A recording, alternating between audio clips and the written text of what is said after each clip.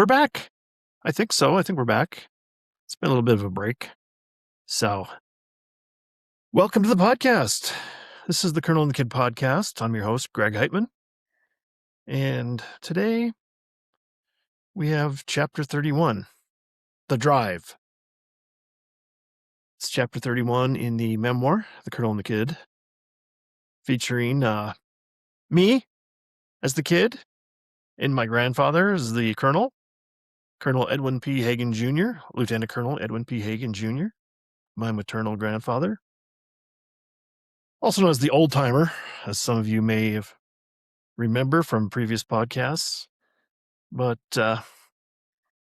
mostly just grandpa to me, or the colonel to a lot of other people when he was around. So anyway, we're kicking off the podcast after a little brief hiatus of, about a week. We were dog sitting, so the dog took up a lot of time, a lot of extra duty there assigned to my plate, so that's good. Back in the saddle here, trying to catch up. And I say catch up, but at the same time,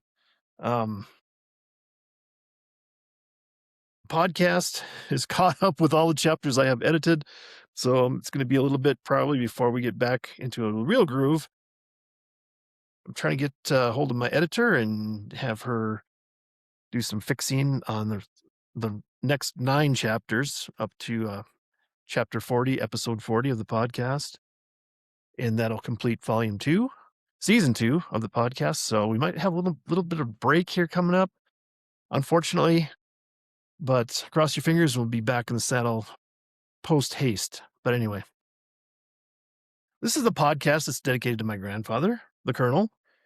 And just wanted to preserve some of the memories I had of the man known as Grandpa to me, old timer to some, Colonel to some. So I think that's, for me, it's a project worth doing, and worth doing for a man worthy of being remembered. Anyway, I'm glad you're here. Glad to be here.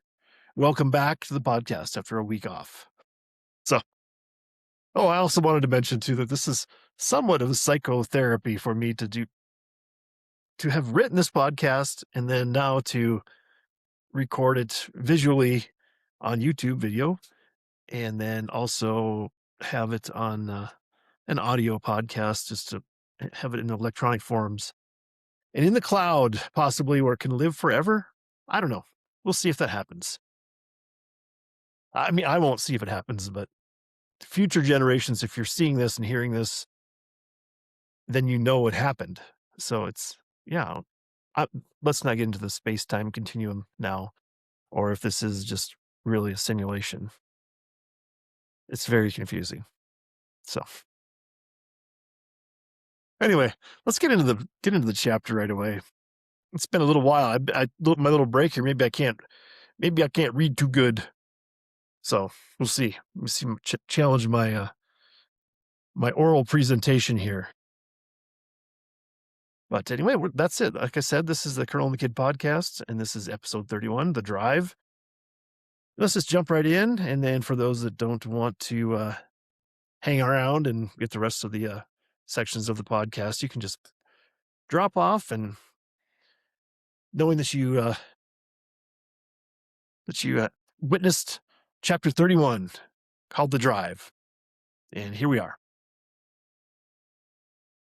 Colonel and the Kid, chapter 31, The Drive. And as always, we start with a quote. And this is a doozy. Quote, "If everything seems under control, you're just not going fast enough," end quote. And that's Mario Andretti, the renowned Indy race car driver. Maybe you can tell where this is going based on the chapter titled The Drive, and now we have a quote from a race car driver. So let's jump into the chapter and see where it takes us. The Drive. It's a mysterious chapter title. Could it be a sports reference involving driving the ball to the hoop, beating your defender, drawing the help side defense, and dishing an assist for a score to a teammate? What about football? Maybe it is the legendary drive where John Elway led his Denver Broncos down the field against the Cleveland Browns. How about that game-winning Vikings drive to beat the New Orleans Saints? The miracle in Minnesota, perchance. What about golf? First shot off the tee to get your round underway at the Valley View Country Club in Siston, South Dakota. Now we are getting closer. I don't know if I call this a, quote, favorite memory of Grandpa. Let me just describe the events, and you can decide if it should be considered memorable at all. The origin of the story is golf-related, but the opening Mario Andretti quote really tees up this story. I was a new driver, about 14 years old. So there I was on a routine day trip from Groton to Siston to see Grandpa and Grandma. It was the summertime, and Grandpa, taking advantage of my dad's help, enlisted us to assist in performing a needed repair to his golf cart. Valley View Country Club was a mere couple miles up the hill via South Dakota Highway 10 from Grandpa and Grandma's house. Loading up in Grandpa's old Plymouth, we drove up to the golf course cart shed and began working on the Easy Go golf cart. I'm going to need confirmation on this, but I believe Grandpa had a distinct pink cart. Not necessarily relevant to the story, but quite unusual color choice for the time. Here we go. Here's the first photo of the chapter, and I will read the caption and try to describe. And caption reads, I didn't have a photo of Grandpa's classic pink Easy Go golf cart, but I did uncover some vintage photos of Grandpa on the golf course. Here's Grandpa posing with some of his fellow Valley View Country Club members, circa 1960.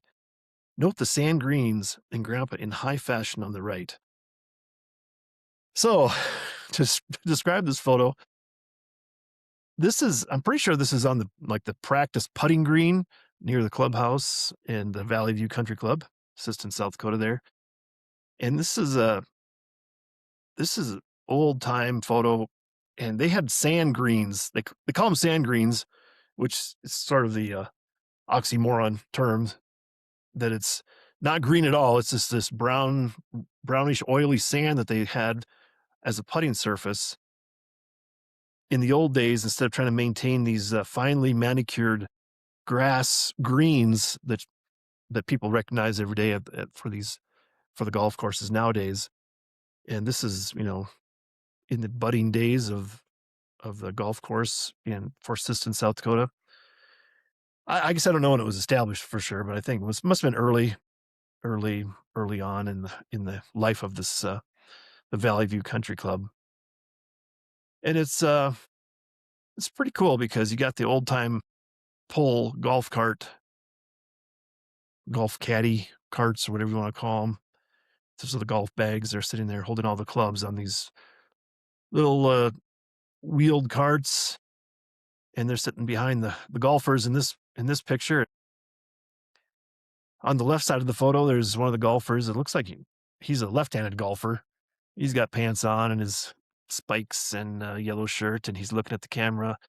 And the guy in the middle, the taller guy, kind of more crouched over. He's wearing shorts and he's got his golf spikes on. He's crouched over, holding his putter there, similar to that guy in the yellow shirt.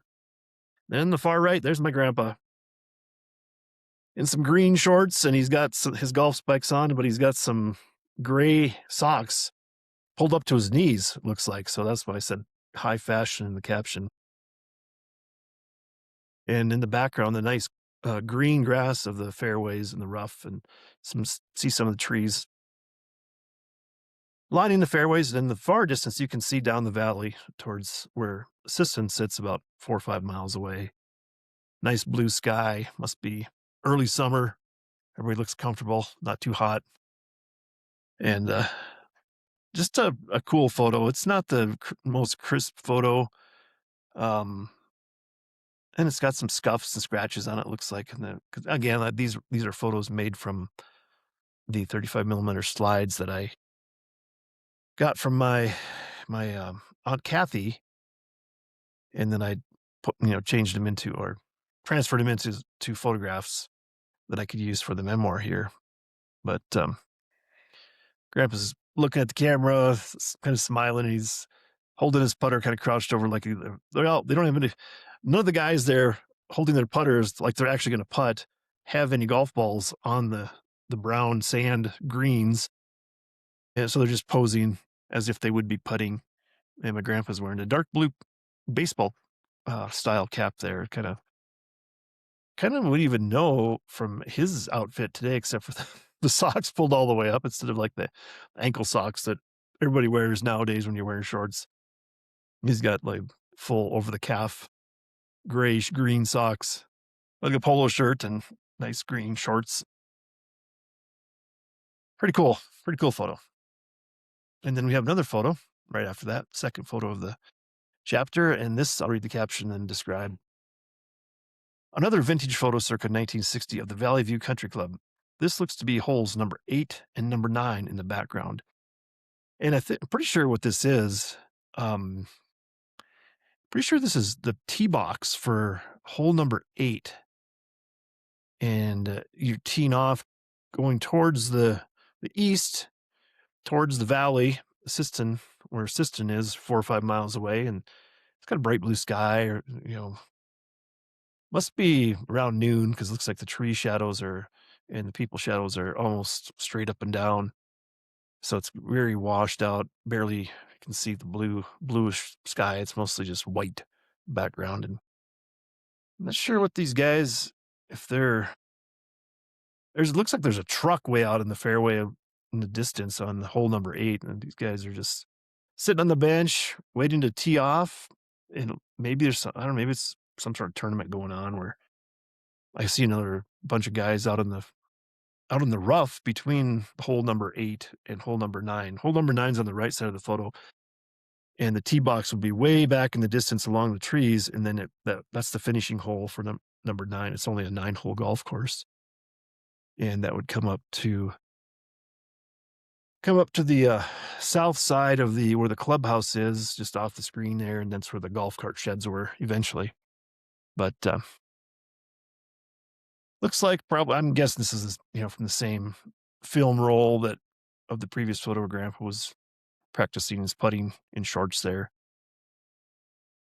And just a good picture. Everything's nice and green. Must have had some good rainy days up there and enjoying the full house on the, maybe it was a golf tournament or something that was going on. So Grandpa had the camera out and got these photos. And then we have one more photo, vintage photo. I'll read the caption. Here's a sharp photo of the Valley View Country Club with the valley clearly visible in the background. Siston is a few miles downhill from the golf course, perched on the side of the Coteau de Prairie. So to describe the picture a little bit, of course, let me go back to the Coteau de Prairie. Of course, that's French for slope in the prairie. And so the golf course is located on the side of the little rise there, little chunk of hills that is that the glaciers didn't demolish during the old glacial period. Flattened all that distance in the background there. That's the valley below. All that flat farmland, and up here in the hillside where it's mostly the agriculture would be pastures for grazing cattle. But here they carved out a nice little golf course into the slope. And it's interesting that one of the things in golfing there, I only golfed there a couple times. They always said the putts always break towards Siston because that's where the down hits on the downhill. That's to the east, and everything slopes to the east here on the Coteau, on this side of on the Coteau anyway. And the picture is just a couple guys with their little carts, their pull carts, and guy on the left, really thin guy, got some dark pants and golf spikes, and a little, say almost like a windbreaker, yellow windbreaker and golf cap on. And then there's another guy. Only 2 guys in the photo, and the guy on the right's looking at his golf clubs there. He's got some pants, some slacks on, and a yellow shirt, and got the old style 1960s glasses, like that yellow polo shirt there, yellow golf shirt. And it's just a good picture. Assuming that Grandpa took this picture. This one's a little crisper than the one that my grandpa's in, because probably the person that was taking the picture didn't know. Didn't know or was not familiar with taking pictures of how cameras worked and stuff. So this is a pretty good one. Glad that was preserved for history. Anyway, back to the chapter. During the course of the repair, Grandpa needed some tools or parts from the house. Greg, jump behind the wheel and give me a ride home, Grandpa ordered. What the heck? I didn't want to drive, Grandpa. I was still learning how to drive. Don't want to embarrass myself. I don't think so, Grandpa, I replied, satisfied with my response. No, Grandpa ordered. Get in the car. I need to think, so you drive. Grandpa insisted, and I'm not one to defy the authority of Grandpa. Okay. It was a short drive, just down the Cotu a mile or two. It's a good slope, about 5% grade or so you could just coast down the hill, following South Dakota Highway 10. Then a quick right turn onto Roberts County Road, followed by a few hundred yards to Grandpa's driveway. No big deal, right? Wrong. I wasn't familiar with Grandpa's car. This is not an excuse. I don't need an excuse. I'm not sure how this memory turns into defensive posturing for me because nothing happened. Maybe I made the turn from South Dakota Highway 10 onto the county road at a much higher speed than I intended. Maybe Grandpa found some discomfort in experiencing the excessive G's a fighter jet pilot might experience as we made the turn. There was a truck pulling a small boat waiting to turn onto Highway 10, and let's just say it was a closer call than I would have preferred. Nothing happened, though. There was no incident. Grandpa got whatever was needed at the house, and we drove back to the golf course. Here's where I have a problem with this memory. Although nothing had actually happened, we had lunch, probably cinnamon/caramel rolls, home baked by Grandma, later that afternoon after the golf cart was repaired. But as we sat at the table, Grandpa spoke up. Thought I was going to have to buy a boat this afternoon. Grandpa pointed like he did sometimes, hand held close to his chest. Next finger extended, jabbing the air in the target's general direction, and then quickly ceasing the gesture. He was pointing at me. Grandpa continued. Greg was driving me home while I was thinking about how to fix the golf cart. We came off the state highway onto the county road too fast. Here was a truck pulling a boat. I thought we were going to be buying that boat and peeling it off the front of the car.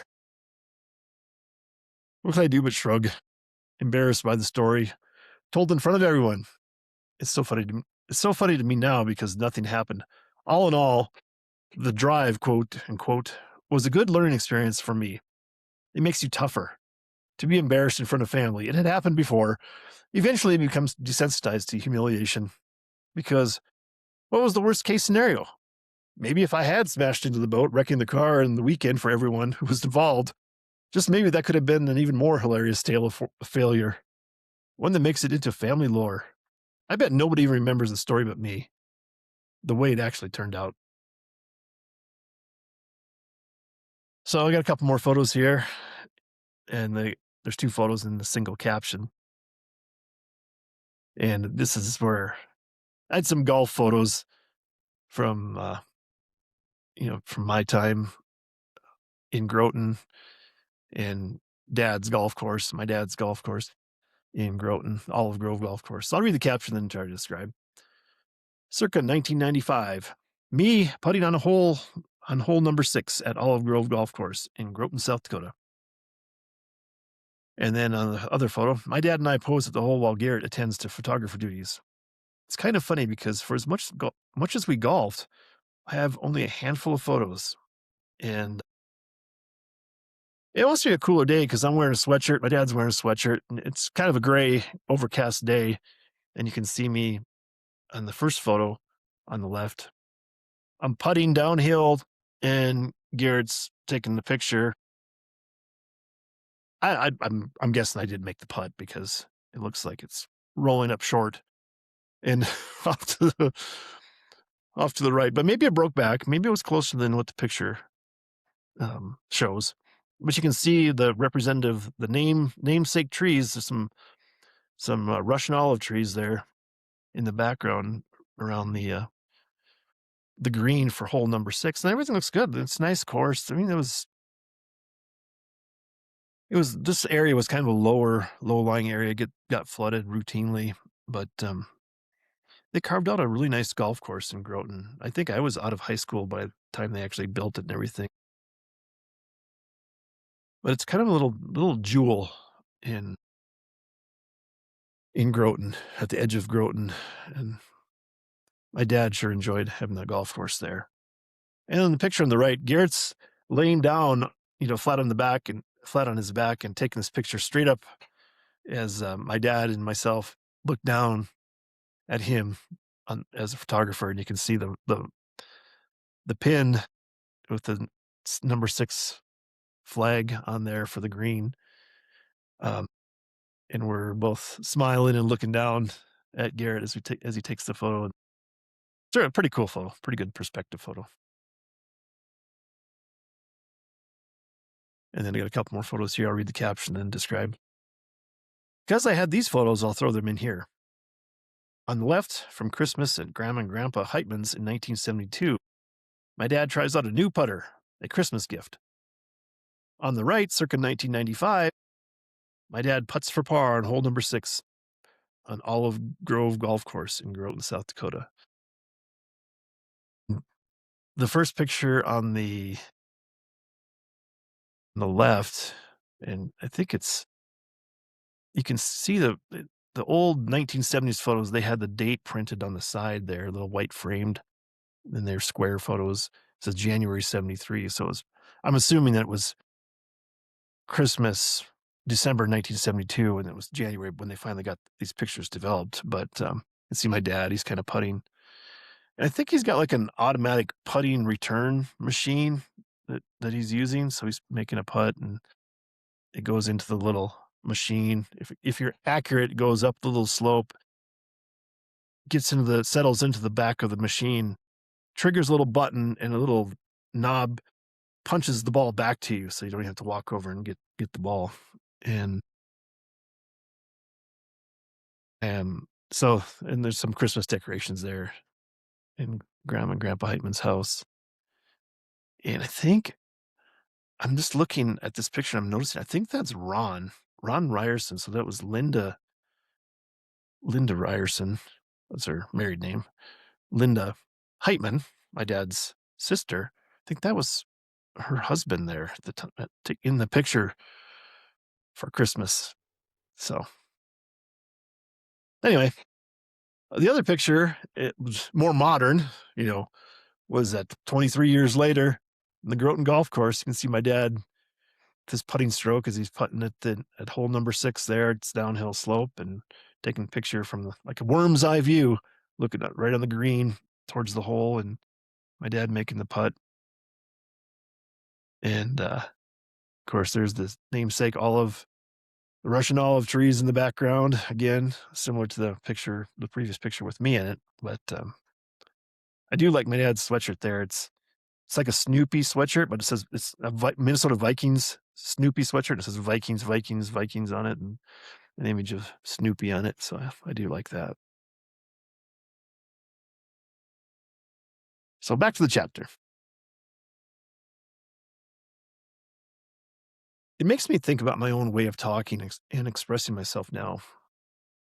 Mostly I want to laugh, make myself laugh more specifically.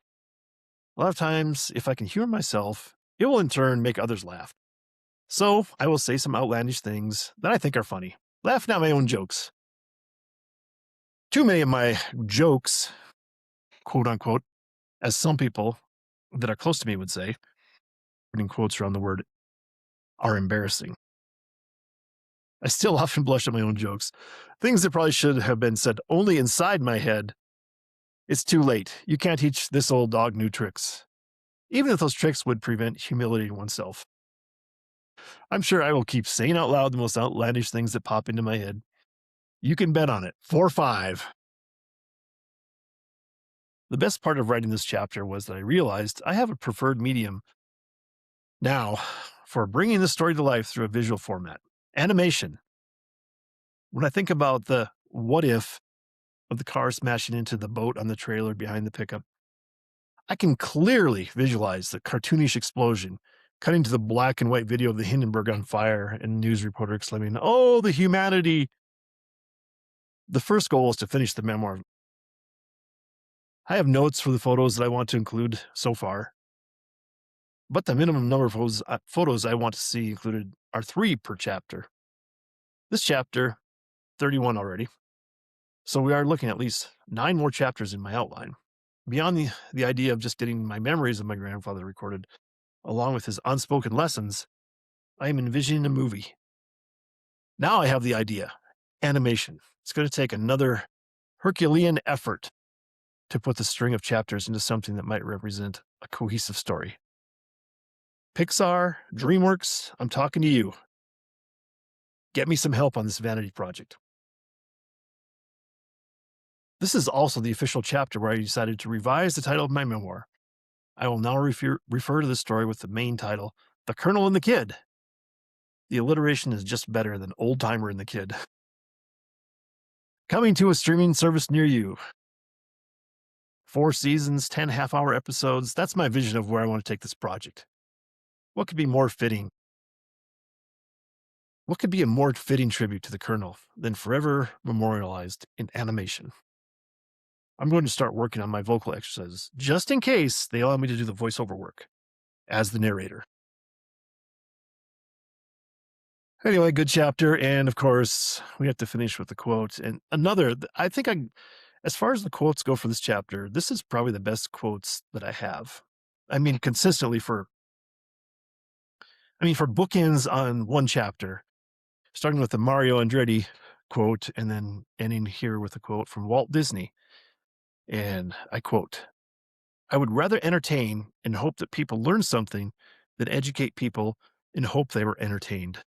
End quote. So that was Walt Disney. And I think he definitely did. Walt Disney was a genius. And I admire everything he did as far as the impact on my life. Cause I remember watching The Wonderful World of Disney. It was on Sunday nights when I was a kid. It's something to look forward to. I think as before I liked football, before they had Sunday Night Football, way before they had Sunday Night Football on TV. They used to have that Walt Disney. I think it was Mutual of Omaha's Wild Kingdom and then Wonderful World of Disney on Sunday nights. And that was like, for me, must-see TV way back when. So that's it. That's the end of the chapter. And you can see or hear, or both, if you're watching the video podcast, that this is a monumental chapter for me, I guess, because I talked about some big decisions there of thinking that, well, I changed the name of the memoir. And it's funny, when I read this beforehand to pre-read it so I could maybe read it more smoothly for the actual podcast, but I did not remember that this is where that I was going. I had a different title for the memoirs, Old Timer and the Kid. Then I did change the title to The Colonel and the Kid, which just sounds so much better. It's ridiculously better. But it took me 31 chapters to finally note that in the actual memoir. And then I remember being, struck by the idea that one of the best ways that I could probably present this is animation. Get some good animators, because I don't really have any footage. I don't know if there's any home video of Grandpa. Maybe there's just a little bit here and there. I know some families had the 8mm movie cameras and stuff like that, and I never saw that in my family. I don't know if anybody ever had that. We were poor, I guess. We were lower middle class, definitely. So people that had those luxurious video cameras and that you see those home movies from that time, that is something that was not anywhere near what we had going with our families. I remember that some of the big VHS, big time cameras that you could have. They took like a full size VHS tape, and you could do some video recording. I remember some of that when I was maybe in high school, saw some of that. And I think we had some messed around with that at one point. I don't even know if those videos exist anymore. Who knows? But but there just isn't a lot of, I mean, there's pictures, so I think that animators could have the pictures of my grandpa and then make him come to life through animation, and I think that would be the best way to do it. If I come into just a large sum of money, let's say I win the lottery, I think that's what I would do. I would One of the first things I would do is I would get to work trying to find some animators and make a little film or make a little series, mini series. Like I said, maybe 4 seasons, 10 half-hour episodes of The Colonel and the Kid, and just go through each chapter that I have and animate that in a way that would present some lessons and what I, what I was like as a kid. And I don't know. I think that would be great. Seeing myself animated and seeing my grandpa animated and preserved.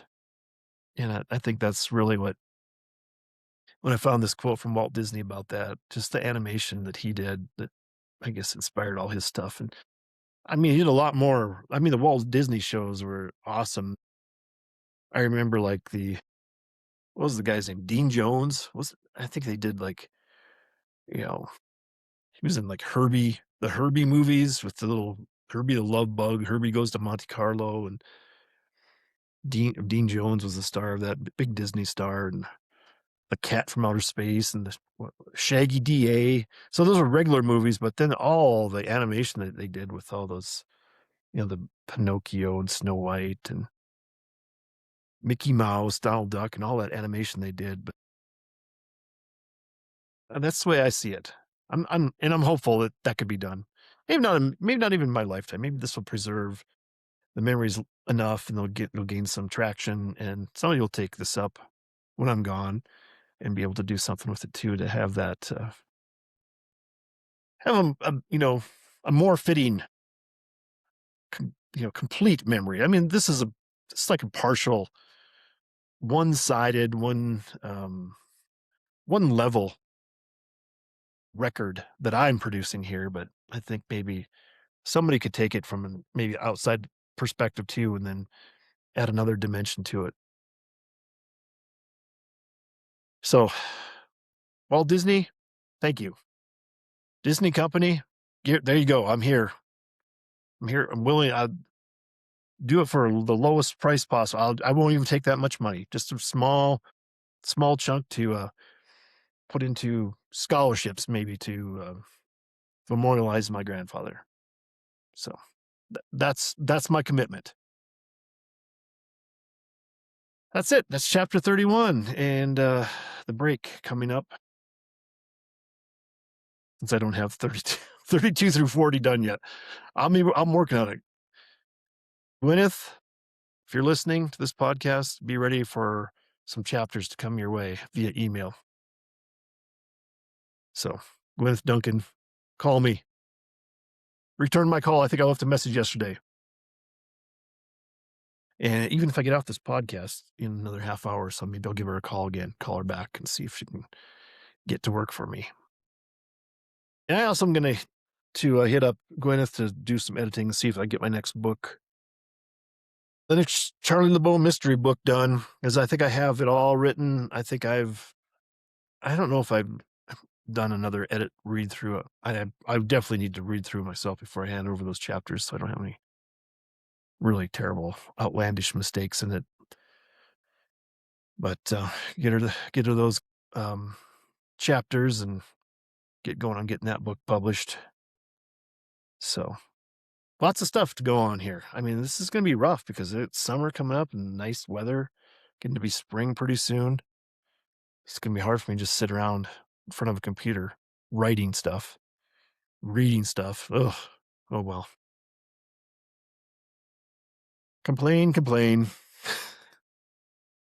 What can I say? Anyway, that's it for the chapter. Let's go on. Let's move on to some other exciting stuff that I wanted to talk about. How much time we at? We're already 35 minutes in. So those of you that are watching the video podcast, you can see that I'm wearing my hat again. This is my lucky hat, I'm calling it. This is my O'Farrell Hat Company hat. And you can see I have the top of the hat box over here. Let me that out to those watching the video. Well, Farrell Hat Company. I'm wearing their hat and getting ready for tomorrow night, where they have the Rocky Mountain Elk Foundation banquet, and that's where I won this hat. This wasn't it wasn't this hat that I won. I won a free hat, so this was a custom built hat for me. So again, throwing some free advertising for O'Farrell Hat Company in Santa Fe, New Mexico. I bought another ticket for a chance to win a hat, and if I do win, and Angela's going to get a hat, a custom hat, and we'll be hat twins, custom hat twins. So anyway, looking forward to that. And if she doesn't want it, then I'm gonna get another hat for myself. I'll have two hats that I only wear during the podcast. I'm gonna wear this hat to the banquet though, too, just because I won it. And I've said I would tell people that this is the hat that I won, and they could win one too if they buy a ticket for a donation to Rocky Mountain Elk Foundation. So anyway, that's tomorrow night. Is it February 28th? The last day of February already. Wow, it's crazy. So I wanted to mention that, in the recurring segments that I did something, and this was a while back. I don't remember what day it was. It's probably like in January. I was out for my walk, and I was walking down the trail, walking north, really on the rail trail. It's the trail that's along the rail runner train tracks here in Santa Fe, near my neighborhood, just a couple blocks away. And I was walking towards one of the, arterial street there, east-west arterial. The train crosses, and there's crossing arms and a crossing gate, and I could see there was something. I was still a ways away, but I could hear the gate. The train had passed by, and I could see ahead of me that the gates were still down partially, and the bells were ringing, little gong, and the lights were flashing, and traffic was stopped, but the train had already gone by, a minute or two before. So I walked up there, and one of the arms hadn't gone all the way up, so I guess it wasn't triggering the lights to come off and the bells to stop clanging. And traffic was backing up on both sides because you're supposed to stop for the red lights flashing, even though the gate arms were all up except for one of them was partially down, but traffic could still pass. So I got up there, and there's a number to call, 800 number on the little control box. So I called the number, and the operator answered, and I told him what was going on. And they said, "Oh, okay, yeah, we'll get someone out there to look at it." Then I left. I don't know whatever happened, but traffic was funny because traffic was very, so I would say obedient for the most part. They were stopping. A lot of people were just stopped, waiting for the lights to stop flashing, and then so they could go, and the bells to stop ringing. But it wasn't going to happen because something had was defective with that one arm. I don't know if maybe it got hit or something, so it wouldn't go up all the way. I mean, it was clear. It was clear for most traffic. It was almost up. It was, probably at 75 degrees instead of a 90-degree angle straight up. But then people got impatient enough, and they would just zoom across, and then it would be like the next layer of people were just like, "Oh, should I go there?" You could just see them sitting there contemplating whether they should just drive ahead and violate the flashing red lights, or they should just keep sitting there. But they were figuring it out. People were looking for trains, I guess, and since the arms weren't down, they were just going, which is pretty funny. But anyway, I did something. I think it was sort of a public service on my part to call the number, because I don't know if anybody else was going to be able to call somebody or I don't know, maybe people were on their cell phones calling the police, or I don't know, who knows. Anyway, I felt like I did something meaningful for the public by calling in that railroad crossing arm issue. So that's it for this segment of I Did Something, which leads us to our first sponsor for the day. and I will hold up the book and I will point out, yes, yes, you are seeing double vision here. It's the poster, the Big Coolie poster, and it's the Big Coolie book that I'm holding up. This is the Charlie LeBow mystery. This is Big Coolie, and this was the third book in the series. And this is I think I read the previously, but I'll read it again.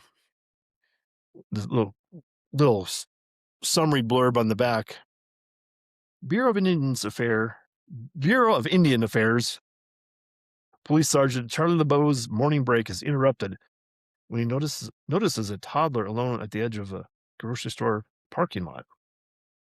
Upon further investigation, Charlie discovers the child's mother dead in the tall grass just off the pavement.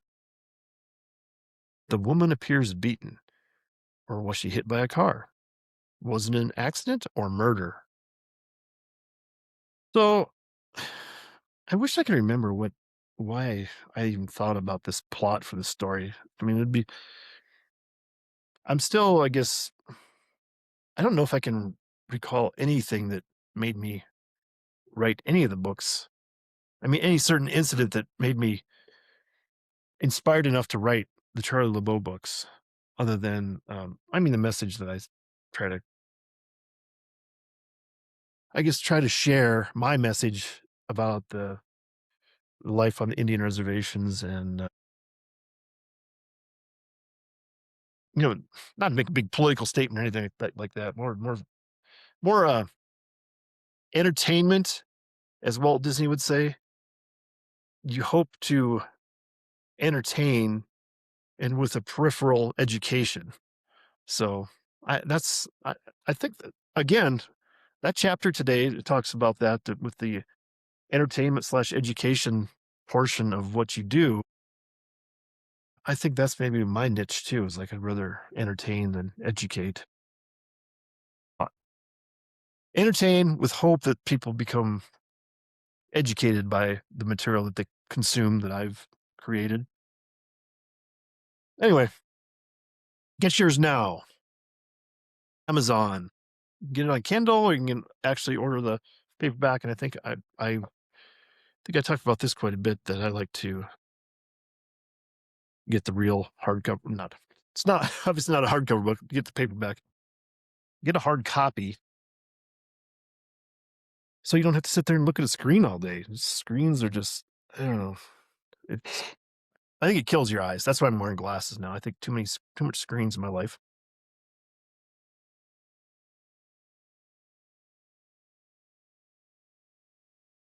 Oh, anyway, a drink of water here because I'm running out of gas after my week off. How can I be a professional podcaster if my voice can't even hold out for an hour? Pretty sad. Anyway, I've got the advertising portion done. And I have my notes here. It says Big Coolie coming soon. Well, not only has it been here for a long time, I've already talked about it. And I did find that poster. That was the missing poster for for weeks. So I was looking for it, couldn't find it. And I'm going to look at this, see if copyright 2016. This is 10 years ago. I can't believe that 10 years has passed since I wrote this book. And yet I have a note in here, coming soon, all caps, coming soon in my notes, exclamation point, Big Coolie. It's been here for 10 years. So on to the next segment.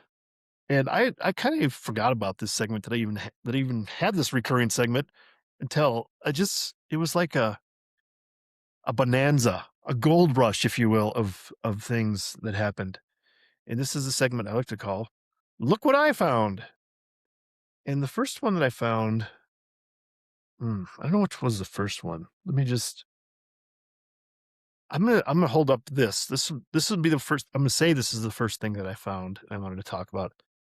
And those of you watching, you can see that this is something that looks like a socket for a socket wrench, and it is. Those of you just listening have no idea what I'm holding up because you can't even see that I'm holding something up because you're just listening. But I'm holding up a socket from a socket set that I found on the street. It was, actually, I think it was up on the curb, and maybe someone just, I don't know. I like to, I always think that people set stuff on their car, forgot it, and then drove away, and then it falls off at some point. The stuff that you find on the street, and I'm assuming that's what this was, or maybe it was on there. Maybe it was. I'm not sure if it was maybe on the lug nut for a, a wheel or something, and maybe it got stuck. Maybe it took the wrench off, and it pulled the wrench pulled off the socket, and the socket was after they had tightened the lug nut, and it stayed on there, and got busy, and then never pulled the socket off the lug nut, and then they drove away, and then it fell off later, and I found it on the street just a couple blocks from my house. But now I think this is a 24 millimeter socket, and now I have it. It's got a couple scratches on it, so not too bad. It's in great shape, actually. If it did fall and roll across the street, and maybe it hit. And then, let's see. The biggest thing I found is back here. It's over on this side. And I'll hold it up. And for those not watching the video, this is like the grill emblem for a Ford, like from a Ford truck. So it's got this Ford, script, and on the blue, it's blue background and silver script, and then little oval silver chrome surrounding a flattened oval. And I don't know exactly how these fit onto there. If there's like, it fell off and looks like it's all scraped up on the bottom, like it dragged away. And there's some clips. I'm not even sure if this is just plastic. I think it's just plastic on the back. These clips maybe broke off or something. And I found it just a half block from my house. It was up on the curb and it got broken. There's like in the front here, you can see there's some trim that's missing out of the dark blue Ford color on another ring of the oval, but it's that perfect shape on the front side here. As far as it's not even any bugs. Usually on the front of your grill, if that's where it's from, who knows? Maybe it's from the trunk. It seems too big to be on the trunk side, but I don't know. It's pretty cool little emblem, Ford emblem. So in the script of the cursive lettering, that capital F, and then the ORD. Henry Ford's family. So that's another thing I found in this segment of Look What I Found. I don't know. I do that. I said, I also do that same gesture for I did something. I did something. Maybe I need a new gesture for those watching. I'm not sure which came first. If it's Look What I Found. But I did find this too. And this is a follow-up find compared to previous recurring segment of Look What I Found. And this one is from the space card collection, which I didn't even know was a thing, but this space card is labeled algebra. And this one, I blew onto it wasn't in my driveway, but it was on the street in front of my driveway. The first one I found was a scientist. I can't remember what his name was, but it was in the space card collection. And I don't know if my neighbors down the street I think this is mostly retired neighborhood. There's not very many kids, but I think maybe a few houses down there is a family that has kids. So I don't know if they collect these cards and they got loose. This was after a windy day. Maybe they got thrown away, and it was really windy on a recycle day. You're supposed to put your recycle container out, and a bunch of recycle containers got blown over that day. This was Tuesday morning after President's Day. It was super windy, and I thought President's Day had delayed trash and recycle pickup, so I didn't even put my stuff out because I misunderstood when that they were I thought they weren't going to pick up the trash because of the President's Day holiday, but they did. They didn't follow that holiday for whatever reason. But anyway, there's a lot of recycle bins that got blown.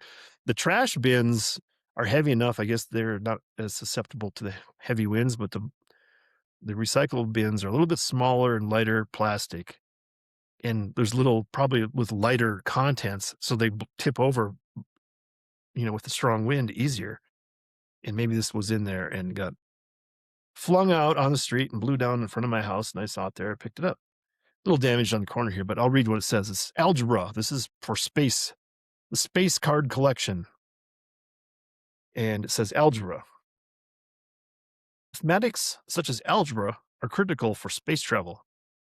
Linear algebra, quote unquote, turns numerical ideas into symbols, from which formulas and equations are created to help calculate orbital trajectory, fuel consumption, and more. So, I don't know. It says number 17. Also says there's a little emblem on the back that says currency. It's got like a 2025 date on the back here, so I'm not really sure. It's got some fancy formulas on the front there, like on a simulated chalkboard or something with space in the background. Yeah, Milky Way or whatever. If you're looking, I'm holding it up to the camera for the people that are just listening. You can't see this, but you can see all these equations, and it's like k plus or minus the square root of k squared plus 32f divided by 4, which is, I'm not sure if that was a gravitational formula. I've forgotten all this stuff now.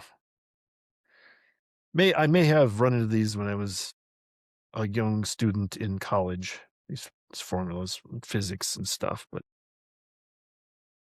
don't know them anymore. Let me tell you that.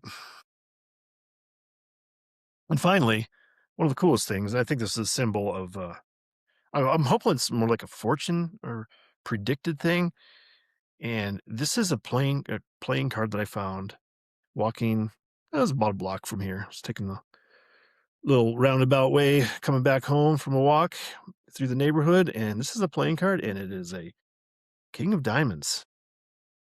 And as you can see, King of Diamonds, the traditional playing card, King of Diamonds, red playing card, and this king's got a sword. So I like this one. I like this because maybe it's predicting my future. I didn't see any other cards laying around, like a whole deck had been spilled. This was just laying there along the sidewalk against the fence in someone's yard on the sidewalk side. So I felt I could pick it up. I wasn't like stealing some of their property or something. It was just on the on the sidewalk against the fence, face up. And I thought, King of Diamonds, maybe it's a symbol of my future that I'll become a king. A king of what? I don't know. Who knows?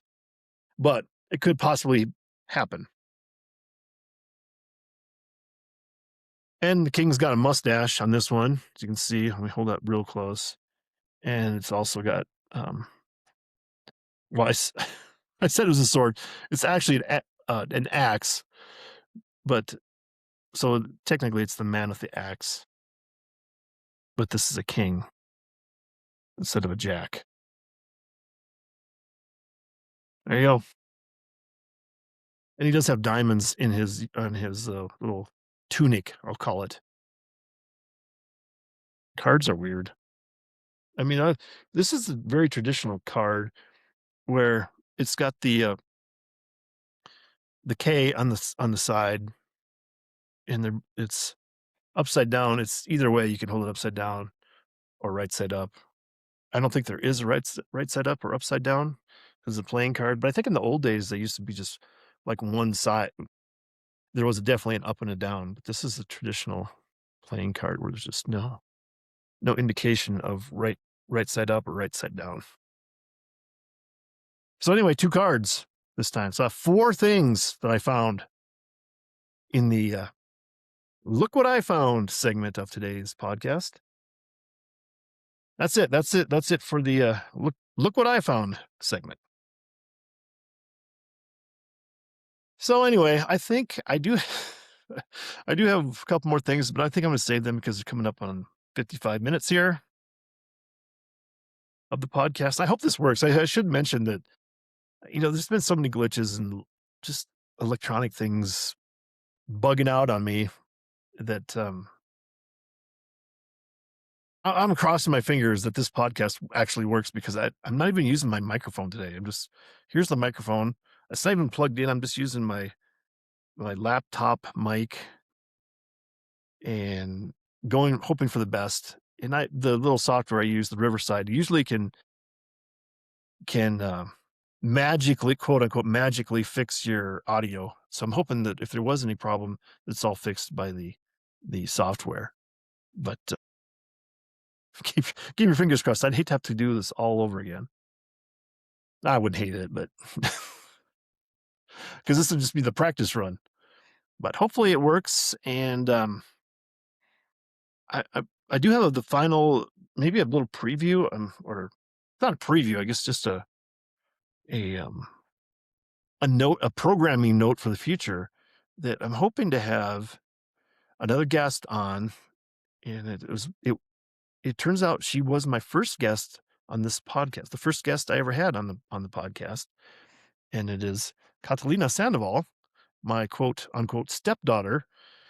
Um, I'm not married to her mom, but we've been together for almost 20 years. So it's Catalina is like a daughter to me. And this will be her second appearance because she went on vacation. I think I talked about this, that they were on vacation and I was dog sitting, but now she was going to come back on and talk about her vacation. And this time it was a Florida vacation before it was the Nashville vacation. So I think we might end up having a 2-part episode of her talking about her vacation. I think because I think they went to, I don't know if it was 4 different parks. They went to Orlando and there's all those parks down there, Universal, Disney World, whatever parks there. So I think she was going to come on the podcast and maybe we'll do like 2 1-hour episodes, approximately 1-hour episodes, and see how that goes. I don't know, maybe we're going to sit down and talk about it, I guess, and maybe have some notes and stuff so that we can have smooth transitions and all during the podcast. But I'm guessing because it was a 4-day vacation or whatever it was, 5-day vacation. I don't know. They did a lot of stuff. And like any vacation like that, I think they probably needed a few days of rest to rest up post vacation, but they didn't get it. People had to go to work. So I look forward to that. Be a good change of pace and a good time fill for me because I don't have any more chapters to go over for the Colonel and the Kid memoir podcast part of it. So we can have some one-off episodes about that, similar to the football episodes with Garrett and AJ, and see if we can get that back on track. Maybe when the draft, maybe we can talk about potential draft issues for the Vikings. Well, post-draft or pre-draft, we'll see what happens. Got some free agencies coming up. They got the NFL Combine going on now, and I'm starting to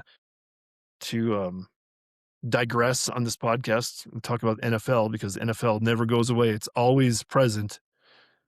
And sadly, I'm still stuck with that, but we'll see. We'll see what happens with that. I think I need to wean myself off. You can't go cold turkey. Otherwise you could die if you try to go cold turkey on NFL football. But I did notice that I got a charge today on my credit card for the Major League Extra Innings baseball stuff, which I didn't want to subscribe to. I was going back and forth whether to do it, but it's actually it seems very reasonable price. It's like $150 for the year for Major League Baseball extra innings. That's like it's less than $1 a game, really, and I can see pretty much almost every game. It's getting a little more diluted because they have some of the baseball games on Apple TV, which I don't subscribe to. But for the most part, I can see almost every single game for $150. I thought, no, that's not too bad. It's it's good to have. It's nice to have that baseball on in the background. I guess just if you're doing some mindless activity or something. Maybe even not even have the volume on. You can just look up once in a while and see some action and see stuff. See stuff maybe that you've never seen before. Great athletic performance, pitching performance, or hitting. It's just I don't know. Baseball's pretty special to me. Grew up playing baseball and baseball championships that we had in Groton. The town of Groton, South Dakota was very renowned for its baseball history and winning Teener baseball championships and American Legion baseball championships. And so I grew up around it, liked it as a kid. And I've had more and more resentment over the years about the professional baseball, Major League Baseball, and just they had the strike, they're striking because they're making millions of dollars and they want billions, whatever. And now it's almost unaffordable to go for, lower middle class people to can't even go to baseball games, Major League Baseball games. But, it's funny because you can go to like the Albuquerque Isotopes, the AAA team. I think they're AAA for Colorado Rockies, but it's actually fairly reasonable to go to the games. I mean, for ticket prices there, the food's still kind of expensive. I don't think it's at the level of Major League Baseball stadium expense. You could go like for me, if I went just by myself, let's say I wanted a decent ticket, I bet it would be more than $25-30 for a ticket right down the third baseline or first baseline. And maybe not right behind the plate there. That might be $40-50 possibly. I don't know. But still, I don't think you can barely get into a Major League Baseball stadium for $50. It seems like you're in the outfield, you're still $30. And then the food or anything, food and drink is just, outlandish. But I think still the food and drink at the Isotopes games, probably 100% higher than at a restaurant, but I don't know. If you're looking for a value in Albuquerque, I think value for entertainment, I think the Isotopes are probably still a pretty good deal. Very competitive. So I will say that as a positive thing for baseball. So anyway, I got off track there too about baseball, but baseball starts less than a month. We'll be starting the baseball season. I think they said March 24th is the first game. Then the regular season kicks off the next day. I think there's a single game on March 24th. I think they said it was the Yankees at the Giants or something like that. I don't know if they're playing somewhere out of the country or something. And baseball's here. They're in full spring training mode right now. So here we are. The boys of summer are back. And technically it's not even spring. So anyway, I will sign off there again. Maybe the next podcast you see will be with Catalina and talking about her Florida vacation. So for now, I guess we'll sign off. And in the future, I do have some dog sitting stories. So look for those or listen for those in the future. Some pretty exciting ones to talk about as far as dog sitting goes. I mean, it's dog sitting, so it's not like life or death situations, you know, medical rescues or saving you from uh, cliffs, mountain climbing on cliffs or something like that. And it's not like Lassie, what is it, boy? Petey's lost in the woods? No, I mean, this isn't something like that. It's just some just what I think are funny stories about dogs and dog sitting and trials and tribulations of dogs in this world and the dog's life. So anyway, that's it. We made it a complete hour for this podcast, which is pretty amazing. My voice even held out this long.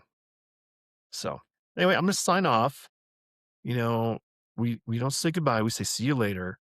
And I implore you to be assertive, be positive, be proactive, take charge of your life. That's the thing that I'd like to end with is, you go out there and meeting the high points, the apex of life, top enjoyment of being alive. And especially during the spring, the renewal time, we're getting the days are getting longer, getting more light, can be outside more. It's not so cold. It's just everything's just more enjoyable, as the spring turns into summer. So it's just, get out. We've gotten through the long winter and we're ready to have the rebirth of spring. Enjoy it. Be positive. Again, I sign off with this. Knock and the door will be open to you. Seek and you will find. Ask and you shall be given. That's it. See you next time here on the Colonel and the Kid podcast. Hopefully you enjoyed it. I enjoyed, producing it and bringing it to you. So thank you for your attention to this matter. That's it. See you later.